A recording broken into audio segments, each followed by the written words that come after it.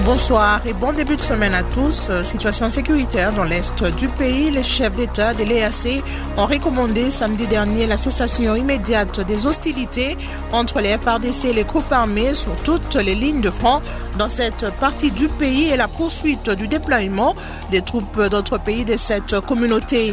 Cette décision a été prise à la clôture des travaux du 20e sommet extraordinaire des chefs d'État de l'EAC samedi 4 février à Bujumbura au Burundi. Le communiqué final qui a sanctionné cette réunion exige en outre que tous les protagonistes engagés au front puissent se retirer.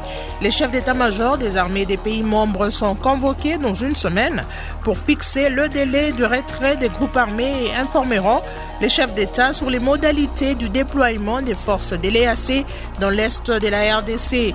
Tout ce processus sera accompagné par le dialogue de tous les groupes armés, poursuit le communiqué. Entre-temps, une vive tension est observée ce matin dans la ville de Goma. Les manifestants en colère ont barricadé toutes les grandes artères principales de la ville. Ils exigent le retrait de la force de l'EAC sur le sol congolais. Quelle lecture faire de cette situation? C'est le thème de dialogue entre Congolais de ce lundi 6 février 2023. Participe au débat Bertha Moubonzi, député national et président de la Commission Défense et Sécurité à l'Assemblée nationale. Bertha Moubonzi, bonsoir. Bonsoir, madame. Augustin Bissimois, secrétaire général du parti politique Mouvement d'élite pour la démocratie et le vrai changement, MDVC en sigle, le parti politique de l'opposition extra-parlementaire. Il est avec moi dans ce studio.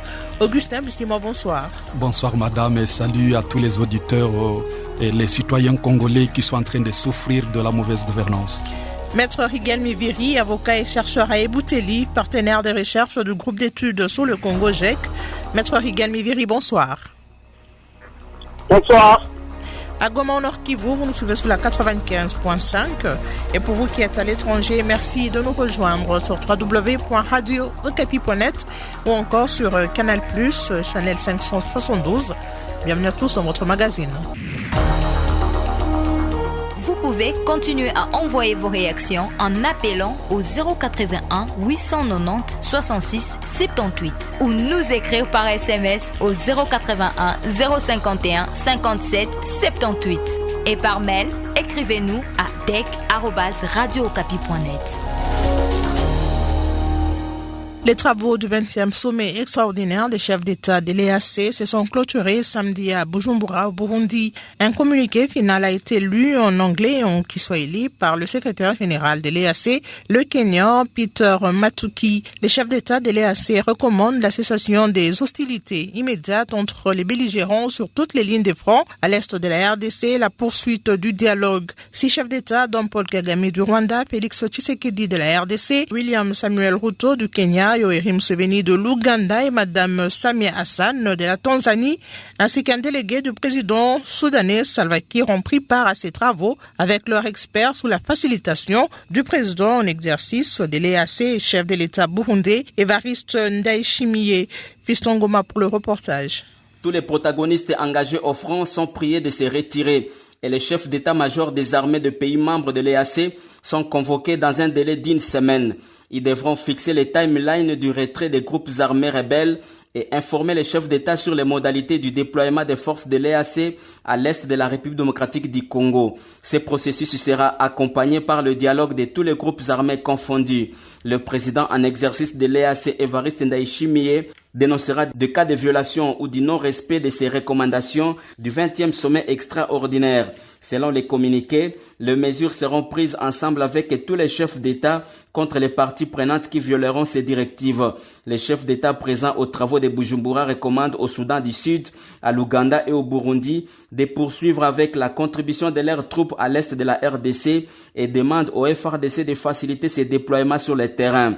Le 20e sommet extraordinaire a permis aux 2 chefs d'État, Félix Tshisekedi de la RDC et Paul Kagame du Rwanda, d'échanger en face pendant plus de 3 heures sous la facilitation des présidents burundais et kenyans. Yoweri Museveni de l'Ouganda et Samia Hassan ont quitté la salle peu avant le communiqué final. Avant leur entrée dans la salle, chaque chef d'État a laissé un message sur un livre d'or de la présidence du Burundi. signalant que ces assises ont aussi permis au président Paul Kagame de fouler de nouveau 11 ans après les sols burundais. Un geste qui, selon certains Burundais contactés ici sur place, serait une nouvelle avancée dans la coopération bilatérale entre le Rwanda et le Burundi. Depuis le palais présidentiel de Bujumbura, Fistongo Mamayaba, la radio Okapi. Au lendemain de la tenue du 20e sommet extraordinaire des chefs d'État de l'EAC qui s'est tenu à Bujumbura au Burundi, le gouvernement de la RDC réagit. Dans un communiqué publié hier dimanche par le ministère des Affaires étrangères, le gouvernement de la RDC dit avoir noté qu'à l'unanimité, les participants ont relevé la non-application de la feuille de route du mini-sommet de Luanda par le M23. Reportage de Fulbert Balolagé. Cette non-application par le M23 de la feuille de route du mini-sommet de Luanda a provoqué l'escalade de la tension au Nord Kivu, ce qui est très préoccupant, dit le communiqué. Les participants ayant aussi reconnu les pesanteurs qui gênent l'action de la force régionale de la communauté d'Afrique de l'Est dans l'exécution de son mandat. Le mandat de la force régionale est sans équivoque offensif, a rappelé le gouvernement congolais selon la lettre et l'esprit des communiqués des 3 conclaves des chefs d'État de l'EAC d'avril et juin à Nairobi, ainsi que du communiqué final du mini-sommet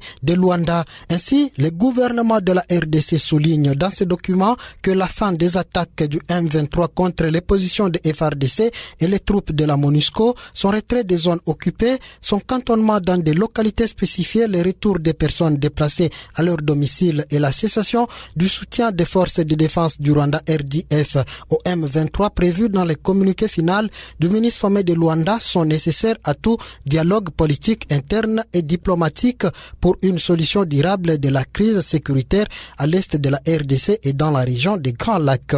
Et pour le gouvernement congolais, poursuit le communiqué, seul le strict respect des prescrits des 3 conclaves des chefs d'État de l'EAC et du communiqué final du mini-sommet de Luanda permet de réaliser les conditions ci-dessus, de restaurer la confiance entre les États de la région et d'ouvrir des perspectives de paix crédibles. Bertrand Moubonzi, je rappelle que vous êtes député national et président de la Commission défense et sécurité à l'Assemblée nationale. Quelle lecture vous faites des décisions prises à l'issue des travaux du 20e sommet extraordinaire des chefs d'État de l'EAC samedi 4 février à Bujumbura, au Burundi? Il y a entre autres la cessation immédiate des hostilités entre les FARDC et les groupes armés sur toutes les lignes des fronts. Dans la partie est de la RDC, la poursuite du déploiement des troupes d'autres pays de cette communauté en RDC, mais aussi la poursuite du dialogue avec tous les groupes armés, poursuit le communiqué final de cette rencontre. Oui, madame. D'abord, je voudrais remercier Radio Okapi pour nous avoir conviés à participer à cette émission. Je voudrais par la même occasion saluer tous les auditeurs de cette radio qui sont très nombreux à travers la République et qui nous suivent. Mais par la même occasion aussi, bien évidemment, je voudrais ici présenter toutes mes condoléances à toutes les familles qui souffrent des affres de la guerre, mais qui ont aussi perdu des êtres chers. Nos frères, nos sœurs congolais qui meurent tous les jours à cause de cette guerre qui nous a imposée par le Rwanda. Alors, par rapport à la rencontre du sommet extraordinaire des chefs d'État de la communauté d'Afrique de l'Est tenu à Bujumbura le 4 février 2023. Je voudrais seulement ici souligner, madame, 2 choses. La première, c'est la volonté manifeste du président de la République démocratique du Congo, son Excellence Félix Antoine Tshisekedi, de mettre fin à la guerre de l'Est. Et cette volonté, il l'a exprimée en mettant en action toutes les institutions de la République. Et là, je parle du Parlement, l'Assemblée nationale et le Sénat, ainsi que le gouvernement. Nous travaillons tous d'arrache-pied autour du président de la République en tant qu'institution pour que nous puissions trouver une solution définitive à cette crise. Et parmi les retombées, bien évidemment, de cette volonté, vous avez d'abord le fait qu'on reconnaît aujourd'hui que le Rwanda est l'agresseur de la République démocratique du Congo. Vous avez toutes les démarches diplomatiques qui ont permis que nous puissions avoir la levée de l'embargo. Et vous avez aujourd'hui la mise en place d'une commission qui est d'ailleurs présidée par moi-même au niveau de l'Assemblée nationale et qui a comme objectif, sur instruction du président de la République, bien évidemment, de mettre de l'ordre dans notre armée, sans pour autant, bien évidemment, minimiser les efforts du ministre de la Défense, qui non seulement a mis en place une loi de programmation militaire, mais aujourd'hui, nous avons aussi une politique de défense nationale. Ça, c'est la première chose. La deuxième chose, c'est de dire, madame, que le président de la République, dans sa démarche, il a deux options. Il y a l'option diplomatique, mais il y a aussi l'option militaire. Et sa présence au Burundi va dans le cadre de cette option diplomatique. Cela veut dire qu'il n'a cessé de montrer à tous les autres chefs d'État de la communauté d'Afrique de l'Est qu'il reste ouvert au dialogue. Mais je pense qu'il y a des avancées très significatives et c'est ici le moment de le dire. Lorsque vous lisez le communiqué qui a été signé par le vice-premier ministre, ministre des Affaires étrangères de la République démocratique du Congo, il y a des éléments qui devrait au fait nous inspirer, nous, en tant que politiques, mais aussi en tant qu'analystes politiques. Ce qui est vrai, madame, l'objectif pour l'instant, c'est de terminer la guerre. Et nous sommes tous engagés dans cette démarche. Mais nous le faisons de manière méthodique. Bertin Mobonzi, vous saluez le fait qu'aujourd'hui, le Rwanda soit reconnu comme l'agresseur de la RDC. Mais pourquoi, lors des réunions des chefs d'État de l'EAC, on n'a jamais condamné ou reconnu le Rwanda comme étant l'agresseur de la RDC? L'EAC n'a jamais condamné ou reconnu le Rwanda comme étant l'agresseur ou soutien des M23. Non, madame, c'est au fait là, c'est ce que je voulais dire. Lorsque vous lisez notre communiqué, vous allez vous rendre compte qu'à l'unanimité, les participants ont relevé d'abord la non-application de la feuille de route, mais entre-temps, lorsque vous allez encore plus loin, il y a des pesanteurs qui gênent l'action de la force régionale. Et dans ces pesanteurs, madame, il y a effectivement le fait que dans la communauté d'Afrique de l'Est, il y a des pays qui malheureusement sont en train de jouer double jeu. Et cela a été évoqué de manière très claire.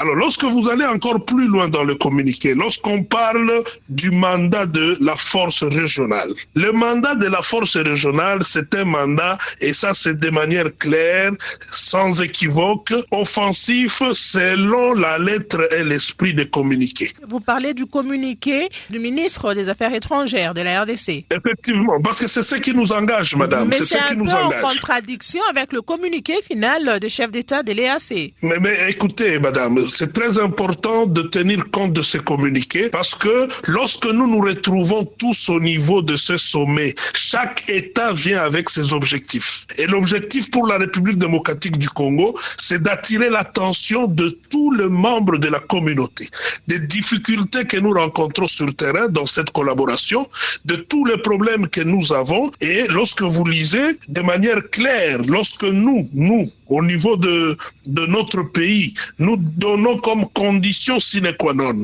pour tout dialogue politique interne et diplomatique, on cite très bien la cessation du soutien des forces de défense du Rwanda, au M23. Donc ça, c'est quelque chose qui est clair. Est-ce que ça veut dire que le gouvernement congolais ne tient pas en compte le communiqué final du 20e sommet des chefs d'État de l'EAC? Non, madame, si vous lisez le communiqué de la République démocratique du Congo, c'est un communiqué qui ressort les points relevés lors de cette rencontre-là à ce sommet. Et donc aujourd'hui, il faudrait que les gens comprennent que nous sommes en train d'évoluer. À un certain moment, il y a des décisions graves qui vont être prises, mais nous aurons déjà, à notre niveau, nous aurons déjà atteint un niveau où nous avons exploité toutes les voies de sortie.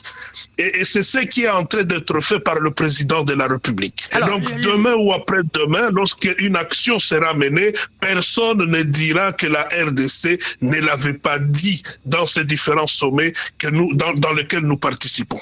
Alors l'EAC insiste sur la poursuite du dialogue avec tous les groupes armés de la RDC. Vous, au Parlement, qu'est-ce que vous en pensez? Bon, vous savez, madame, nous sommes dans un pays souverain et on ne peut pas demander à un pays souverain de négocier avec des terroristes. il y a des préalables. Et je crois que ce sont les préalables repris dans le communiqué. Je voulais que nous soyons très attentifs à ce communiqué pour comprendre. Parce que ici, la République démocratique du Congo dit de manière claire, nous pouvons dialoguer en interne ou en externe, si et seulement si, et il y a des conditions qui sont citées. La fin des attaques du M23 contre les positions de FRDC et les troupes de la MONUSCO, le retrait dans les zones occupées, son cantonnement dans les localités spécifiées et le retour des personnes déplacées, mais aussi la cessation du soutien des forces de défense du Rwanda. Ça, ce sont des conditions. Cela veut dire tant que toutes ces conditions ne seront pas réunies, il n'y aura aucune négociation. Et voilà pourquoi je disais au début, il y a la partie négociation, la partie diplomatique, mais il y a aussi la partie militaire. Donc il ne faut pas minimiser le fait que la République démocratique du Congo est en train de prendre toutes les dispositions pour permettre à notre armée, au moment opportun, d'être en mesure de mettre fin à cette guerre par la force. Augustin Bissimois, secrétaire général du parti politique Mouvement d'élite pour la démocratie et le vrai changement, MDVC en sigle, c'est un parti politique de l'opposition extra-parlementaire. Que pensez-vous de cette rencontre du 20e sommet des chefs d'État de l'EAC, qui a porté essentiellement sur la situation sécuritaire dans la partie est de la RDC? Oui, madame, au niveau du MDVC, nous avons été beaucoup plus sidérés par les conclusions de ces sommets, surtout dans son volet qui parle encore du cessez-le-feu, et là on dit immédiat. Quelle est notre analyse par rapport à ça, madame? Le cessez-le-feu ou les conclusions de Luanda avaient parlé d'un cessez-le-feu. Qui n'a pas été respecté. Ça n'a pas été respecté. Malheureusement, la RDC avait été victime de cette signature à partir du moment où c'est